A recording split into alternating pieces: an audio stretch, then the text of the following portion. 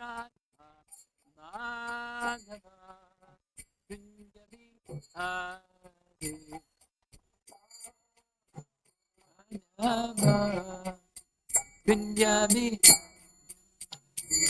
Gopi Jana Balabha Girivardhari Gopi Jana Balabha Girivardhari Gopi Jana Balabha Girivardhari Gopi Jana Balabha Girivardhari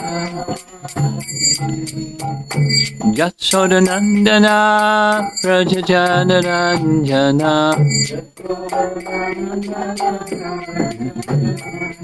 Yasodhanandana Prajajanaranjana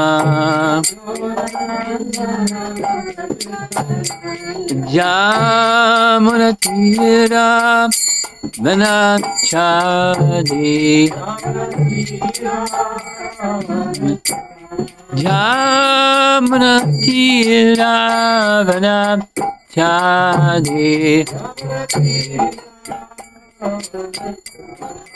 Jaya Radha Madhava Kunja Bihari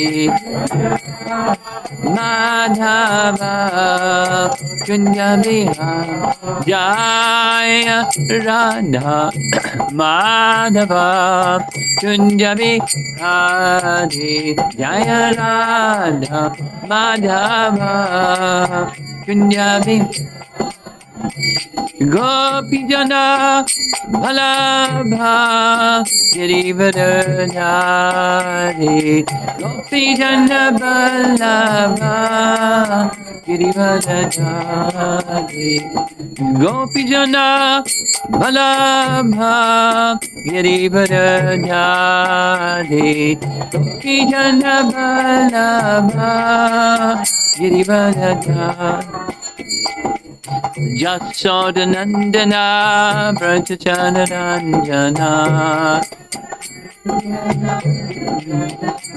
Yasodhanandana Brajajanaranjana Jana Brajajana Yamunatira Vanachadi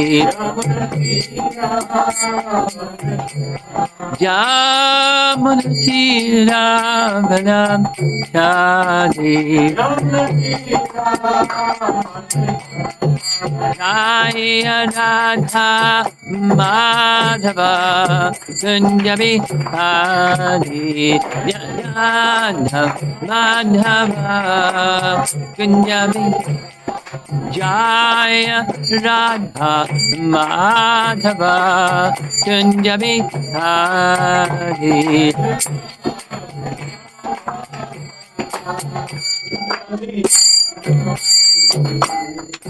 Jayom Vishnupad Paramahamsa Parividakacharya Astatarasatasi Srimad His Divine Grace A.C. Bhaktivedanta Swami Srila Prabhupada Ki Ananta Koti Vaishnavrinda Ki Grantaraj Srimad Bhagavatam Ki Gaur Pimanand.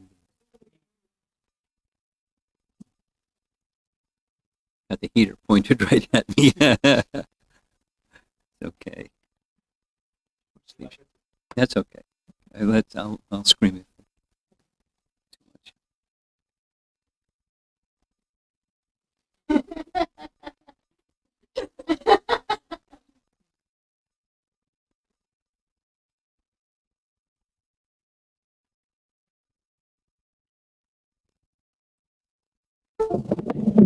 One of the topics that came up in the last two evening classes, I thought to emphasize again in this evening's class, and that is a very nice section that we read from Uddhava Gita, Canto 11, Chapter 7, Text number 6, where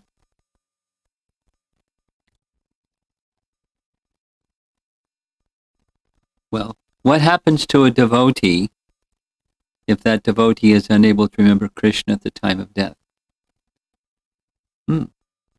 Because yam yam vapi smaran bhavam jajat ante kalevaram.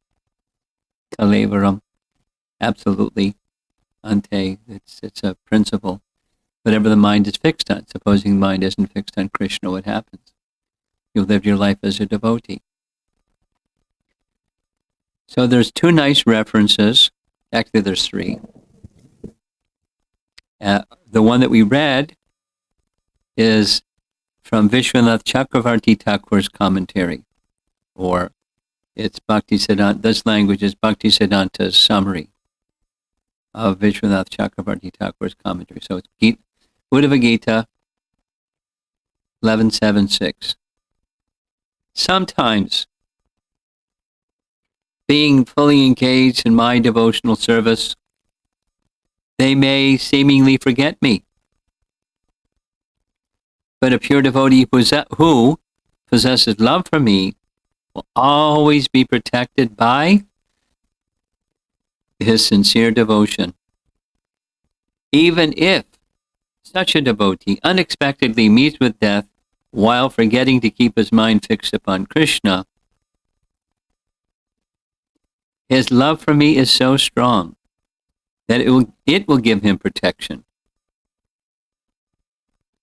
His love, his devotion, so that he will eventually attain my lotus feet, which are beyond the vision of materialistic persons. And there's a similar reference, doesn't give the verse number, but from Varaha Purana, or Adi Varaha Purana. Yadi vatadi doshena madbhakto mam na cha smaret. Na mam na cha smaret. Aham smarami madbhakta. Nayami parama gatim.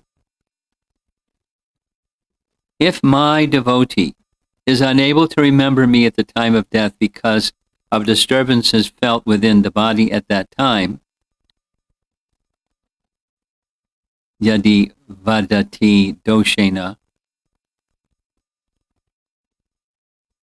then I shall remember my devotee and take him back to my supreme abode, Varaha.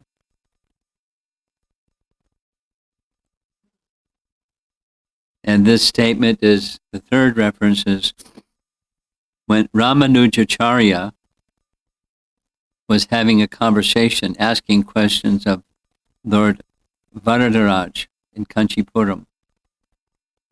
He asked this question, what happens to the devotee who can't remember the Lord at the time of death? So there's three references. And here's another one. Canto 6, Chapter 3, Text 29. This is Yamaraj speaking to the Yamadutas.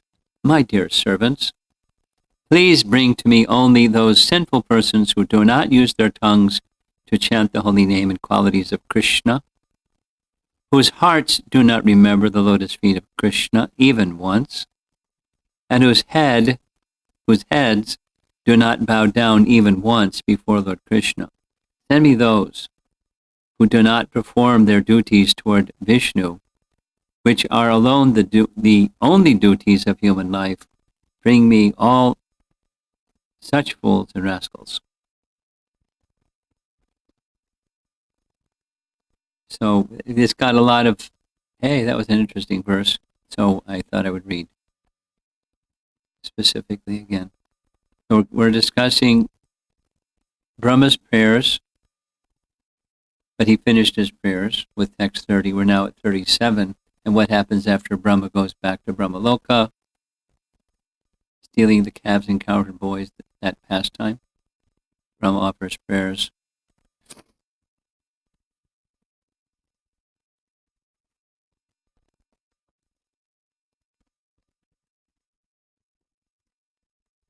My dear master, although you have nothing to do with material existence, you come to this earth and imitate material life just to expand the varieties of ecstatic enjoyment for your surrendered devotees.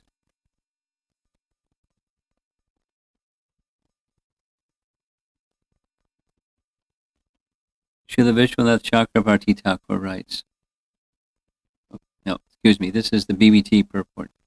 Srila Vishwanath Chakravarti Thakur points out that this is just as a lamp does not seem to shine as brightly in sunlight as it does in the shade, or as a diamond does not seem as brilliant on a silver platter as it does on a plate of blue glass. The Lord's pastimes as Govinda do not seem as amazing in the transcendental abode of Vaikuntha as they do within the material realm of Maya. I think we read this. We read this. Yeah, we read this. So his verses end with text 40, and we're beyond 40. So pardon me, but we had a nice time reading those other references. Let's go forward. Let's see what happens. Yeah.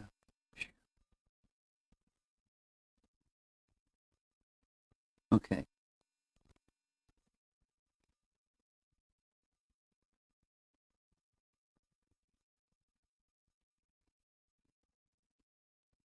Got mixed up.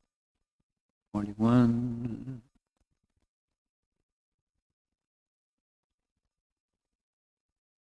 42. 40. Okay. Okay. That's where it went. Okay. Text 44. 10:14:44.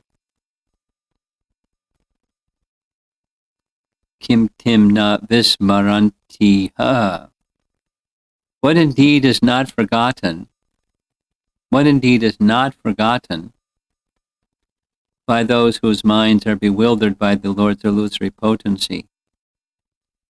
By that power of Maya, this entire universe remains in perpetual bewilderment, and in this atmosphere of forgetfulness, no one can understand his own identity. This is Shukadeva Goswami speaking.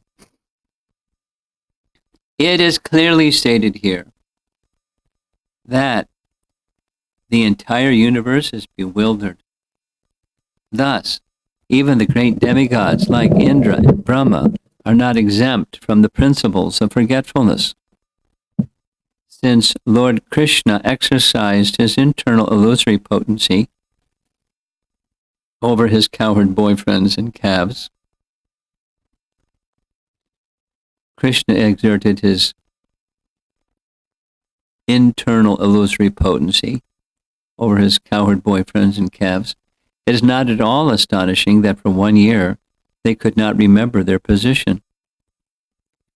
Indeed, by the Lord's external illusory potency, the conditioned souls forget their existence not only for 1 year, but for many billions and billions of years, as they transmigrate throughout the kingdom of ignorance called the material world.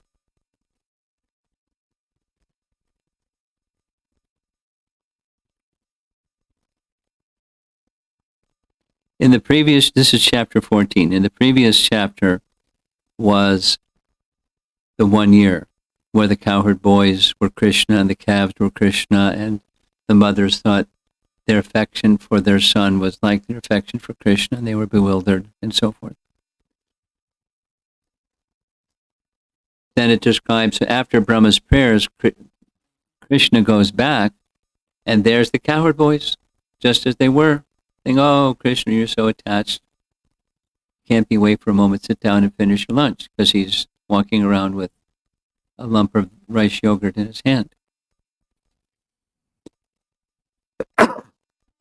And Krishna brings the calves, like everything just happened in the flesh.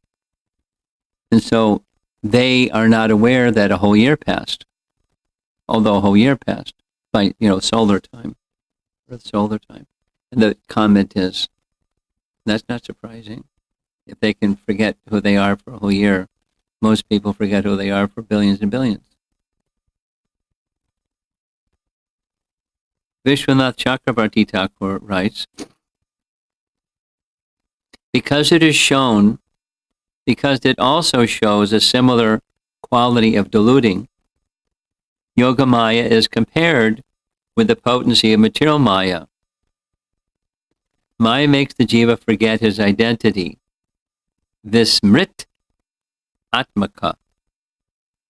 Just as Mahamaya keeps the jiva in forgetfulness of his self, Yogamaya made the cowherd boys forget separation from Krishna, which lasted a year. Short Jiva Goswami commentary.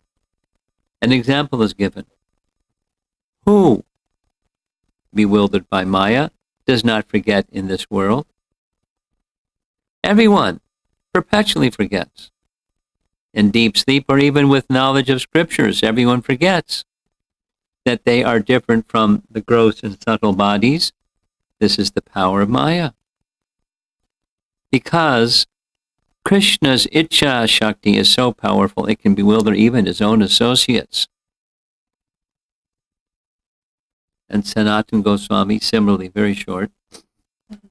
In this world, the Atma, or the Lord, who spreads everywhere, is forgotten. All, even Indra, are bewildered because there is constant abhikshnam, forgetfulness of what was remembered or recalled. That is the power of Maya.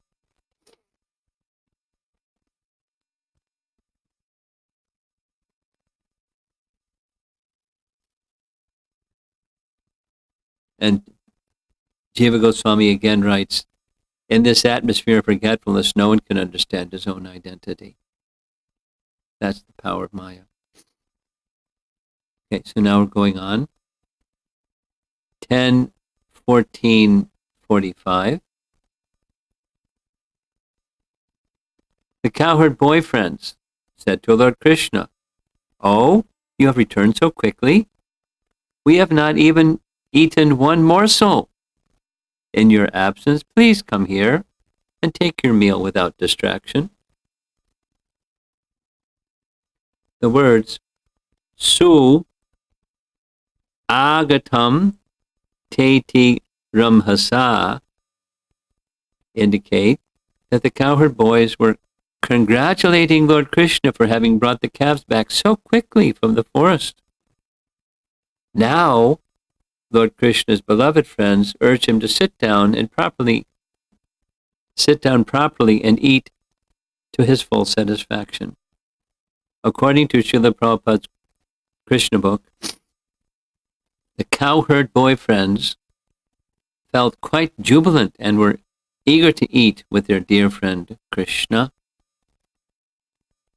And Vishwanath Chakravarti Thakur, in his commentary, writes, the cowherd boys spoke to Krishna, who had quickly returned with happiness. Swagatam. Quote, we thought you would be gone for at least one gatika. How long is a gatika? I don't know how long that is. We thought you would take at least one gatika to bring the calves back from so far away, but you have brought them back in an instant. Without you, we have not eaten a morsel. Therefore, please, come here. Jiva Goswami writes, similarly very short, you have come nicely, swagatam, bringing all the calves. Though a year had passed, they remained with the food in their hands by the power of Krishna's Ichcha Shakti. Probably it means it kept them from the food spoiling for a year too. I mean, the boys being forgetful is one thing, and the food not spoiling is another thing. but Krishna's potency. You have not eaten a particle of food. You are holding the same food in your hand as before. Enter here among us, looking for the calves and bringing them together, or giving up anxiety which arose from that venture. Eat heartily.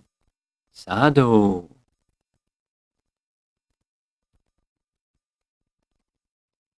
And another commentary of Jiva Goswami in Krama Sandarbha.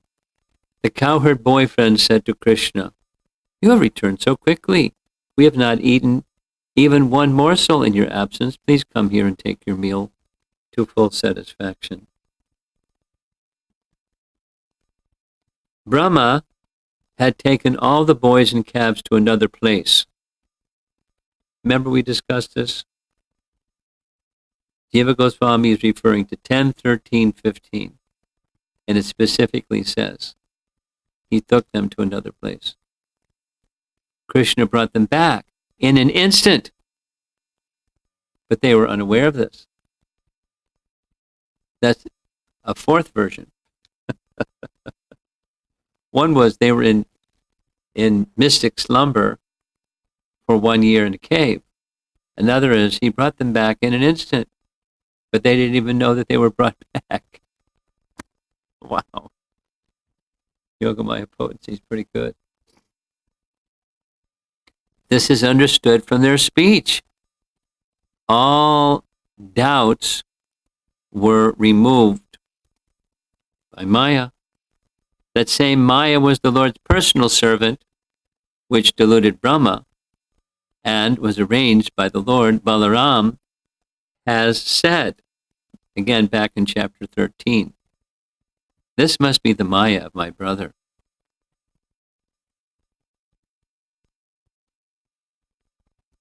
Anyone need clarification, or it's clear?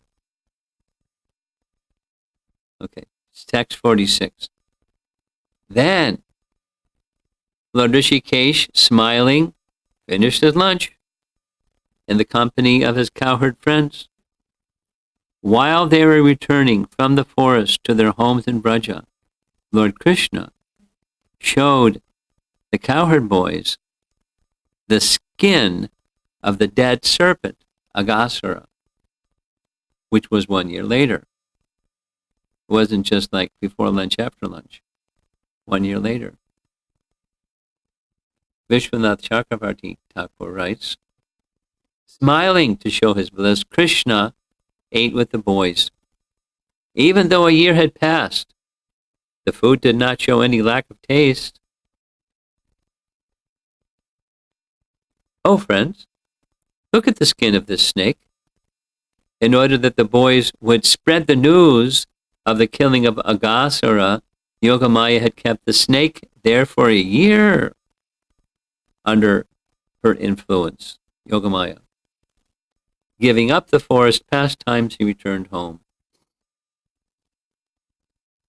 Jiva Goswami writes, Krishna smiled because the boys who had been bewildered became joyful on hearing his words, which did not make mention of anything to cause them suffering. Krishna is called the Lord of the senses to show that he was dear to all of them. He showed them the skin so that they would talk about it in Braja. The Lord kept the skin covered by Maya for a whole year. Means no one could see that skin sitting there, not only cowherd boys, nobody. Invisible snake skin.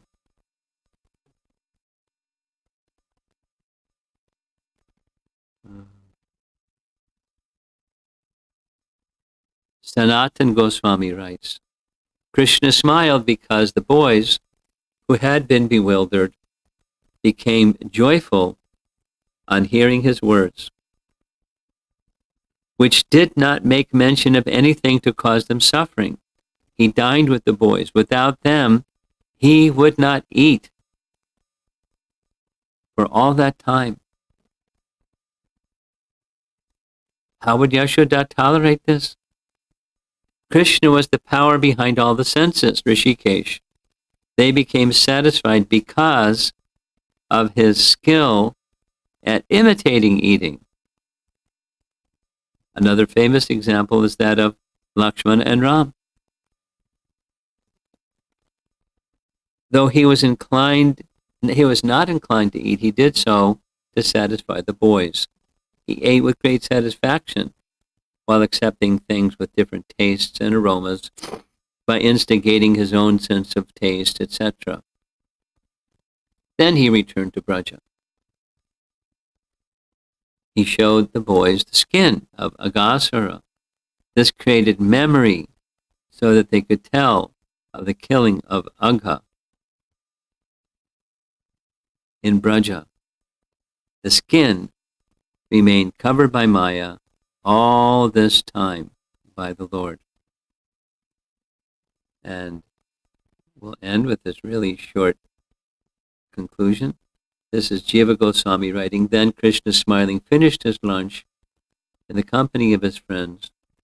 Showing them the skin of the Aghasura, he returned from the forest to Braja. Well, sorry for getting off track with which verse was for this evening.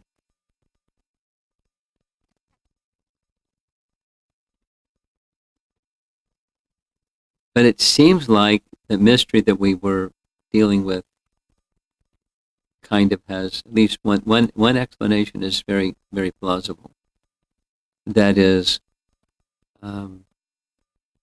Balaram did kidnap the calves, and the cowherd boys.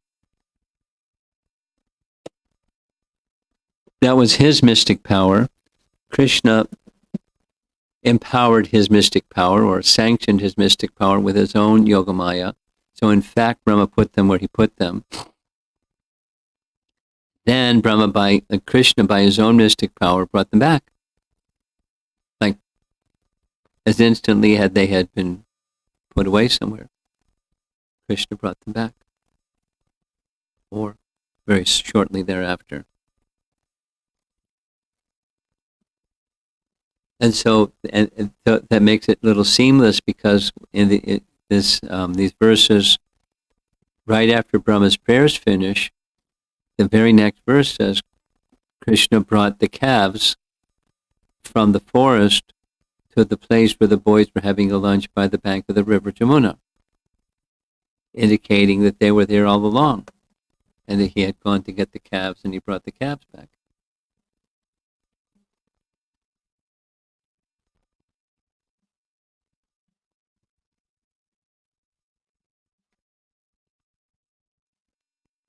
Fortunately, not only is Krishna's time energy very flexible, his space energy is also. His energies are without limit and very flexible.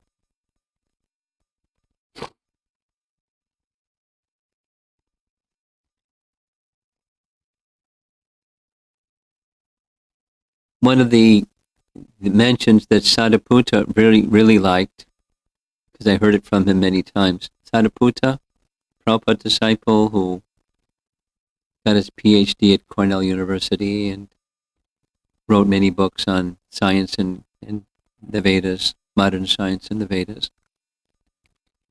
So his field is mathematics, but his range was very vast. So in theoretical physics, modern theoretical physics, there is an evolving idea of multi-level realities. There's two-dimensional and three-dimensional, and then multi-dimensional realities. It's an Einstein and modern theoretical physics idea. Multi-dimensional space. It's conceptual. Notional. But with that idea, that's how Sadhaputta uses modern science to explain that which is otherwise like a mythology story, when the various Brahmas come to meet Krishna in Dwarka, and our four-headed Brahma comes first, and then he sees all the Brahmas coming, and they don't see each other, but he sees all of them. And he has 4 heads. Some Brahmas have 10 heads. Some Brahmas have 100 heads. Some, because their universes are much bigger, that's one of the explanations. They have so many heads. And simultaneously they place their heads, their helmets, with a big crashing sound at the feet of Krishna. So how big are the feet of Krishna? And how many helmets are there for all these Brahmas with so many heads? And they're simultaneously touching Krishna's feet, or the place just before Krishna's feet. His answer is, if you allow for multi-dimensional space, then it's easy. And so Krishna's movement of space and time is very flexible. That's the idea. That not only his potencies are so vast, they're unlimited, they're also very flexible.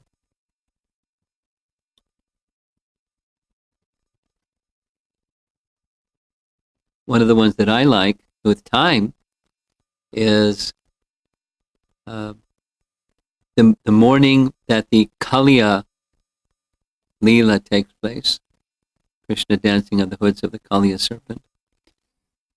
That morning, Balaram doesn't come, so Krishna goes alone, and the cowherd boys invite much contrary to their usual pattern. They went straight from Nandagram to Kaliyagat. And then when Krishna was in the coils of the Kaliya serpent, one of the boys went back to inform Nanda Maharaj, Krishna's in difficulty. And then Nanda Maharaj and everybody came. Now, if you go by car, like a taxi, not a bus or a bullock cart, but you go by car, to go from Kaliyagat to Nandagram, how long it takes? 2 hours by car? Hour and 40 minutes, maybe. 2 hours. And then back. So how'd they get back and forth so quickly? And one explanation is given, Prabhupada's explanation. The abode of Krishna is shaped like a lotus, and just like the petals of a lotus are sometimes open, sometimes they close. So the distance between point A and point B can be less if the petals close.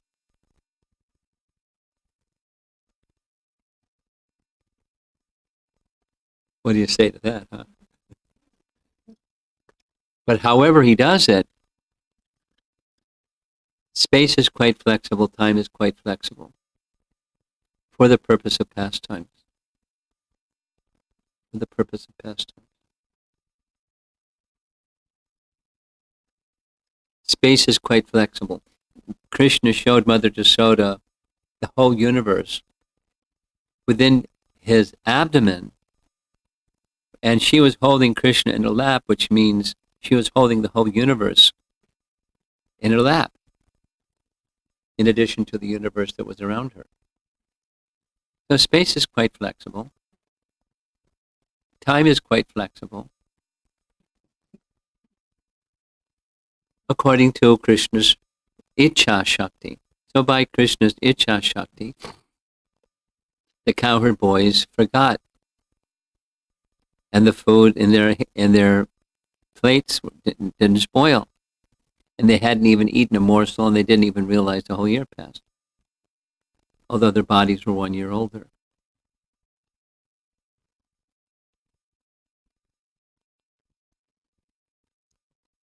So if you're Krishna, you can do all these things. And if you're not, you're just a storyteller. But Sukadeva Goswami is not, and Vyasadeva, and all these great acharyas, they're not interested in fairy tales and fiction. That's not what it is. We have faith in them, and thus we have faith in the scriptures. And we see the practical effect of hearing from the scripture. What impact does that have on the quality and character of individuals that are otherwise bewildered by the illusory potency? How powerful is the illusory potency? I've often thought about it. Like, every living entity is under the whammy of, the plants on the windowsill. How many varieties of species of life are there? How many living entities are there?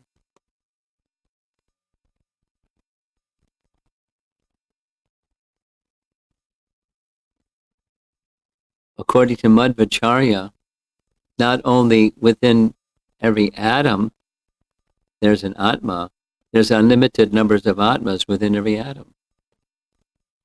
Remember hearing that one? That was that Madhvacharya seminar.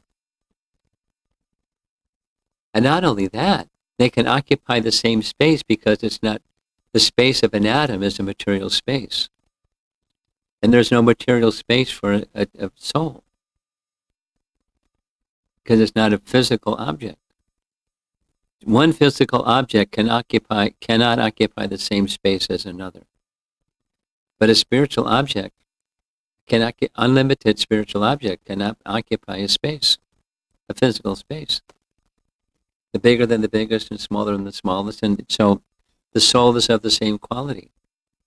Not quantity, but same quality. It's totally mind-blowing. It's incomprehensible to material thought. But it just goes to the point that the potencies of Krishna are without limit.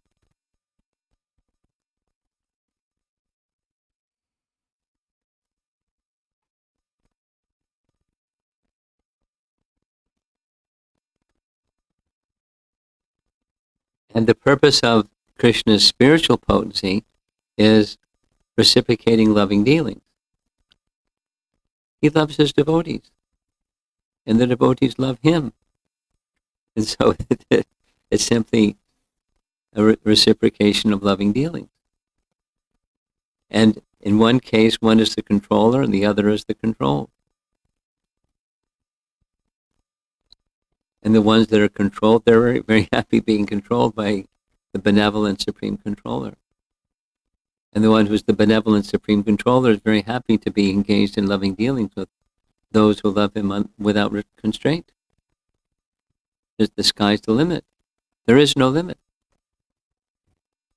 to that, the happiness and the character and the qualities and the different loving exchanges. Even when those loving exchanges look contrary. Like Krishna's in the coils of the Kaliya serpent, or like Nanda Maharaj is being swallowed by a serpent, or twin Arjuna trees fall over in the courtyard, and there's two little children. They could have gotten crushed. I mean, what are parents going to think like that? Something like that happens. Horrible. It's very dangerous.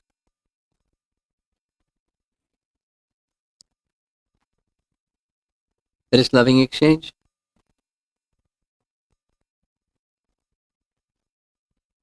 No problem for Krishna.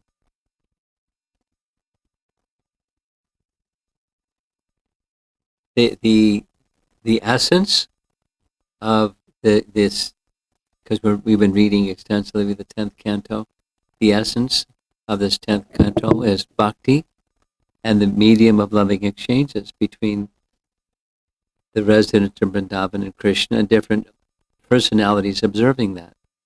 Sometimes Shukadeva Goswami observing it, sometimes Brahma observing it, sometimes Akrura observing it, sometimes Narada observing it, and then there's the residents of Vrindavan themselves participating.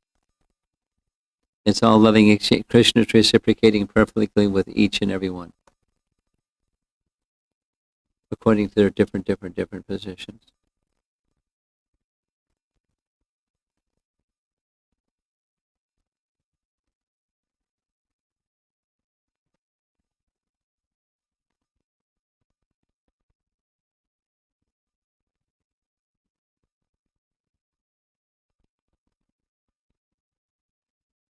Okay, so let's see if there's some discussion.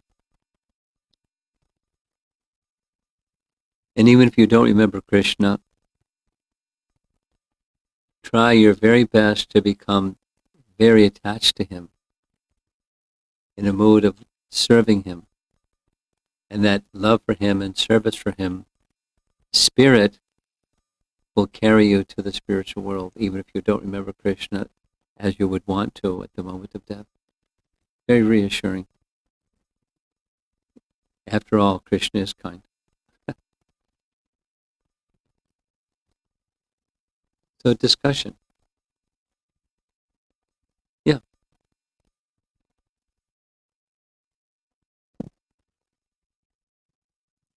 Hare Krishna. I just looked up. Gatika is 24 minutes, Maharaj. Oh, just a half a muhurta.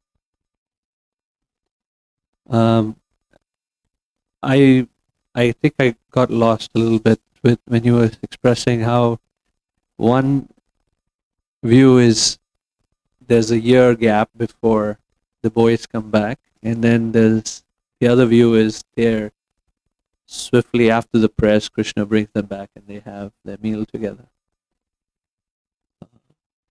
And there's another that they never left. I mean, they were instantly brought back. He put them in the cave, and unbeknownst to Brahma, Krishna brought them back. Poof. He didn't have to go anywhere, he just brought them back by his mystic power. So those model 2 and 3, did they actually then have that, did the mothers and the cows have Krishna as Yeah, oh their yeah, son? that happens in all, at each one of those models. And that happened for a year though. So now there's earthly time, the solar year, and the solar year passed. And those boys were just sitting there, not getting tired, not getting hungry, not even knowing the time is passing for a whole year. Yogamaya. While Krishna was with Well, their Krishna was mothers. being Krishna. Krishna was being them. Wow. With their mothers.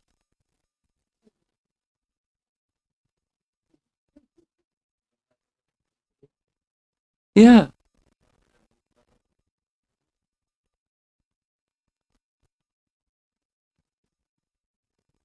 And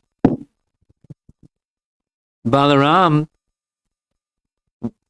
was with the cowherd boys that were Krishna during that 1 year. And he didn't know what was going on until the end. And then at the end, Krishna started pulling back the yoga. So even Yogamaya works on Balaram, not only the cowherd boys, but he pulled back the curtain, specifically for Balaram so he could see what's going on. Oh, this must be the Maya of my brother.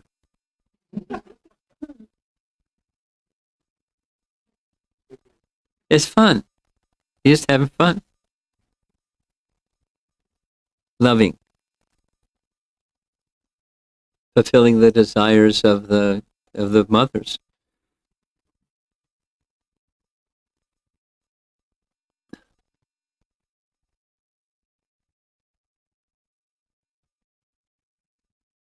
And his cowherd boyfriends, they didn't mind being under Yogamaya for a year.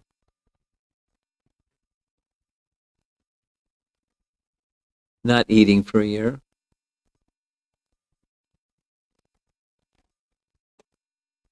Quite mysterious. No, because time is very flexible.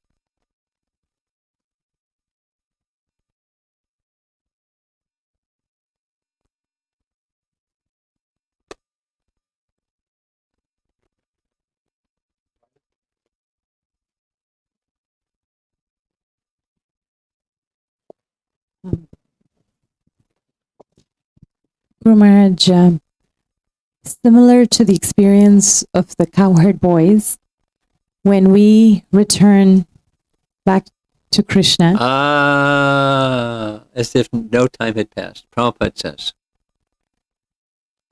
now the cowherd boys forgot whatever had happened during that year.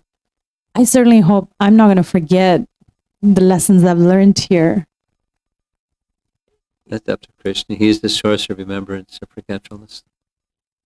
And Prabhupada says that we learn our lesson, right? Once we go back. But what does that mean? It's that, it can be at the heart level. It doesn't have to be at the head level.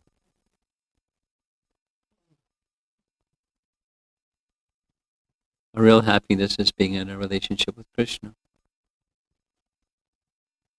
Not in forgetting and trying to separately enjoy. That's the lesson. It can be at the heart level, not at the head level. Don't worry about it. Krishna will take care of you. You get to that stage, you're in good hands.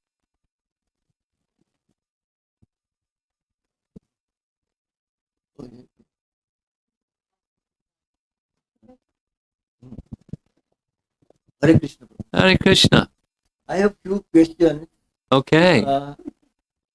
First one is why God has created this universe Earth, and what is the purpose of creating this universe? And Why creation? Don't go to the next one. That's your first question is why creation? why Why? Okay. There's two main reasons. Allowing the living entities to try to enjoy independently because they want. And Krishna's not wanting, but they want. It's not possible to enjoy independently, but they want. Yeah. So he creates the realm of Maya so they can try to do Mission Impossible. Enjoy independently from Krishna. It's not possible. There's no such thing. But they want. Okay. So he creates because they want. They want it. Okay. And then the second is he wants. He wants to correct that mistake. Like a loving parent will want to correct something that's detrimental for their child. What Krishna wants. What he wants is to correct. So it's a place for learning lessons. That's unwise. It's foolish desire. Those are the two reasons. The second question is how to overcome envy. Envy? Yeah. You know somebody who's envious, huh?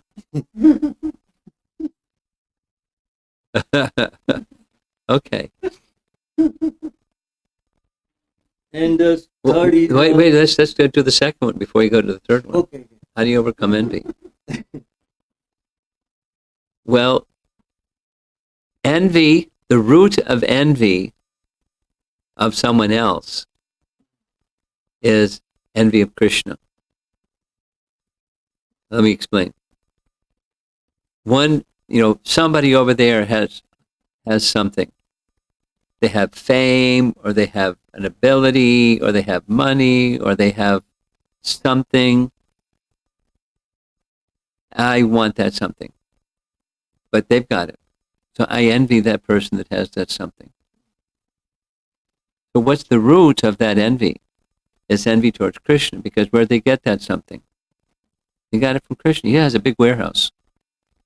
He has lots of money and lots of abilities and lots of all kinds of things. So my envy is actually envy of Krishna. So you correct envy of others by correcting the envy of Krishna. Now, how do you do that? So, by the process of how do you get warm when it's cold? You stand next to something that's hot and you get warm. By association, similarly, by those that have no envy, one can become free from envy. You associate with Krishna and the devotees of Krishna whose hearts are pure, and that's purifying. We can overcome our envy towards Krishna, and by overcoming envy towards Krishna, we can overcome envy towards others who have been given something by Krishna. You should be happy for them, because they can serve Krishna with that nice something. Third question. And the last question, how to strike balance between material life and spiritual life? Hey, this is a classic one. I'll tell you, that question is top 5 of all the questions asked for a traveling sannyasi. That question. And I've got a disappointing answer.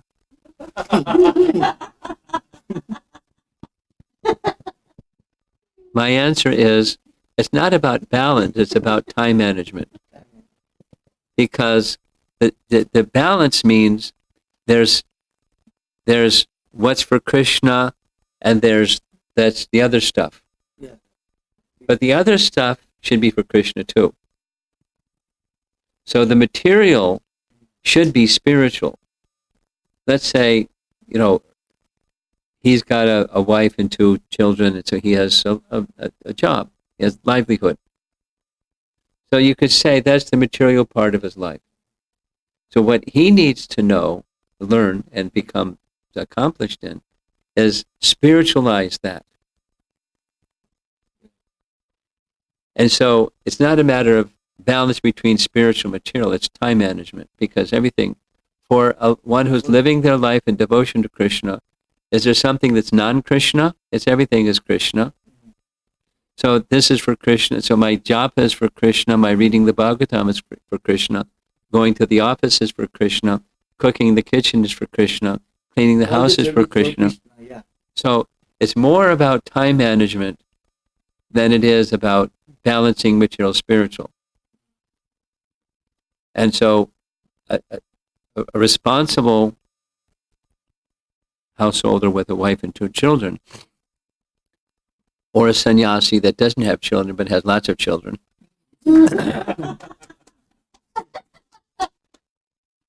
it's time management. And I need to, each of us need to prioritize, this is the sadhana bhakti time, and I just don't do other things. I don't multitask while I'm doing sadhana bhakti. I'm hearing and chanting and remembering and praying and worshiping and connecting. And then that connecting capacity gets reposed on the next thing, and then the next thing, and then the next thing. And then I do just like this evening, we're doing our hearing and chanting again. So we're connecting again, directly. And then there's the not directly, that you could say that's the material, but it's actually spiritual. It's just it's paraphernalia for Krishna's service, or part of the creation. Back to your first question, what's the purpose of creation? Is to give us an opportunity to correct ourselves, the mistake that we made. And so instead of separate enjoyment, we engage in activities that are for Krishna's enjoyment, including, the lovely part of life of going to work. Because it's part of my duty and service to Krishna. And keeping the house clean is part of my duty and service to Krishna. It's not just a chore, housework, it's service to Krishna. And it's a whole other thing, thinking of it as service to Krishna, thinking of it as, I don't like a place that's not clean, so I got to keep it clean. And that's what I do. I'm a housekeeper, housewife. I look after the house. So it's time management. It's not balance. That's my disappointing answer. No, there's a correct answer.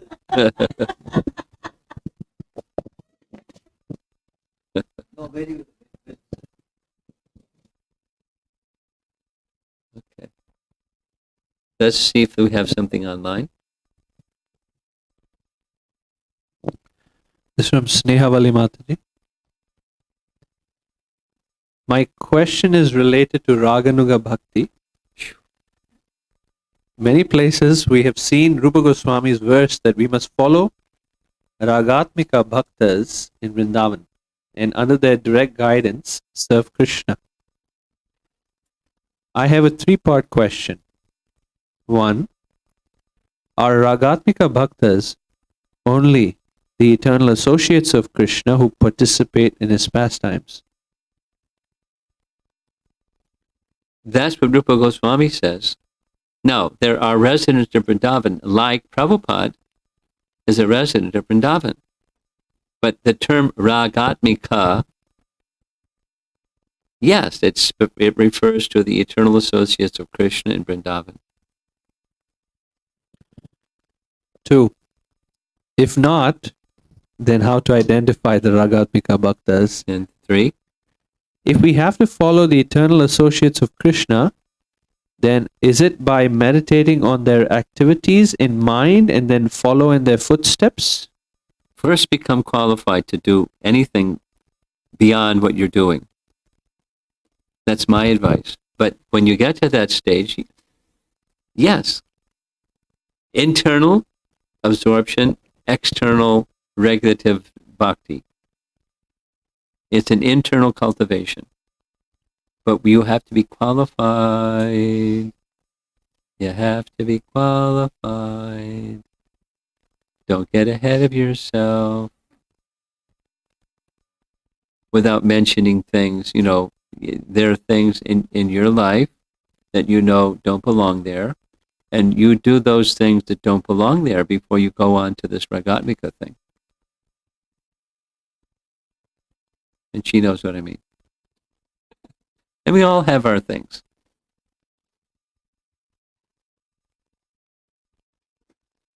Okay. What about the lady of the house? You have anything? Going to the kitchen. Okay. Srila Prabhupada ki jai.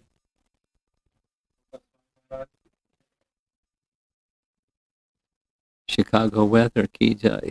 But it's hitting the whole, not just Chicago, it's hitting the whole Midwest.